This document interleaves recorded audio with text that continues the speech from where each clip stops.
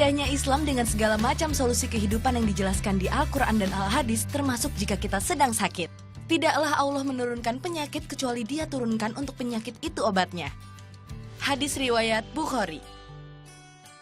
Dalam Islam ada yang disebut dengan Tibun Nabawi atau Islamic Medicine, yaitu suatu pengobatan yang berdasarkan kepada Islam melalui Al-Quran dan Sunnah Nabi dikembangkan lagi oleh para dokter dan ulama Muslim. Walaupun ada sedikit variasi dan inovasi yang tidak mutlak pada ayat-ayat Al-Quran dan Sunnah Rasulullah karena tuntutan zaman. Berikut ini, Salihah punya informasi tentang obat herbal apa sih yang dianjurkan oleh Allah dan Rasulullah SAW. Yang pertama ada madu. Rasul mengajarkan konsumsi madu untuk mengobati diare.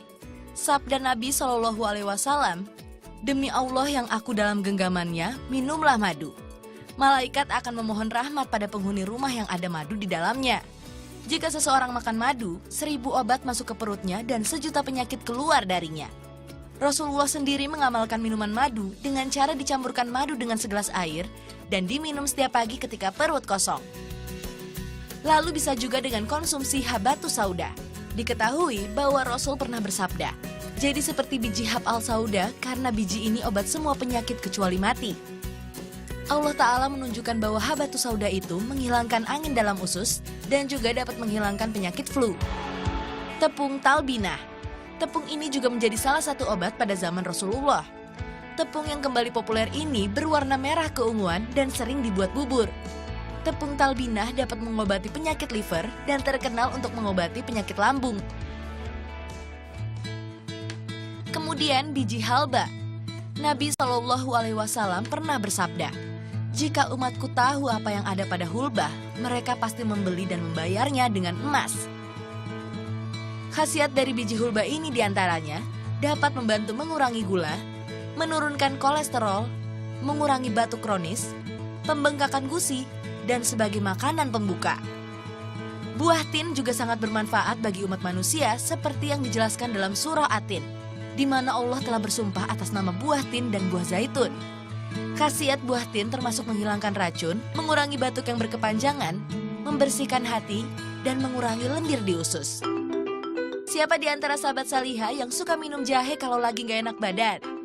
Jahe adalah salah satu rempah yang terkenal dengan segala macam manfaat untuk bumbu masak maupun obat. Sahabat Salihah tahu nggak kalau ternyata jahe adalah minuman ahli surga yang disebutkan di Al-Quran?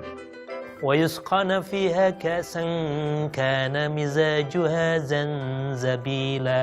Jadi jahe disebut dengan zanjabil. Dan betul itu merupakan makanan ahli surga. Tetapi kita tidak usah berpikir bagaimana gambaran zanjabil. Karena di dunia ada orang yang tidak suka dengan jahe ya.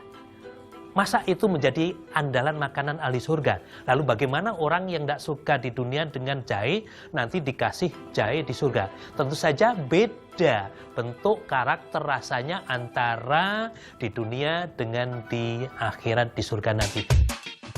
Selain obat herbal, Islam juga menganjurkan kita untuk melakukan pengobatan yang bersifat tindakan atau terapan, seperti pijat refleksi dan bekam. Nah, bekam belakangan ini adalah salah satu pengobatan yang terkenal ya sahabat Salihah. Bahwa bekam kalau dalam bahasa Arab yaitu ihrajud damil fasid min syawatil jild ba'da masiha. Mengeluarkan darah kotor ya, yang rusak dari permukaan kulit yang tipis setelah mengekopnya. Ya, itu sekali lagi definisi yang dibuat oleh para ulama kita terdahulu, belum melakukan dengan pendekatan penelitian.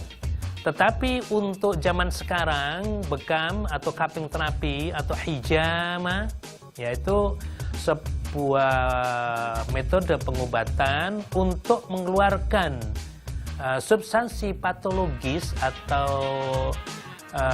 causative pathological substances, ya, unsur-unsur partikel-partikel sampah yang tidak baik dari dalam tubuh dengan cara cupping dan insisi atau skarifaksi tipis sekali pada kulit tersebut. Pada satu aspek yang menyebabkan penyakit, maka yang pertama bersifat preventif, yang kedua bersifat kuratif. Bagi orang yang sehat, Dibekam tentu saja akan baik sekali. Karena apa? Menjadikan tubuh menjadi at-tawazun, homeostatis, berimbang. Ya. Sehingga homeostatis pasca bekam itu lebih baik daripada homeostatis alami sebelum dibekam. Karena apa? Substansi-substansi patologis yang bisa menimbulkan penyakit tadi dikeluarkan dari tubuh. Entah apapun bentuknya. Sehingga pasca bekam orang jadi enak, jadi nyaman, jadi ringan, jadi bahkan mudah ngantuk. Maka bagi orang-orang yang macam insomnia, yang kesulitan tidur, sulit tidur, dibekam itu mudah sekali, mudah sekali.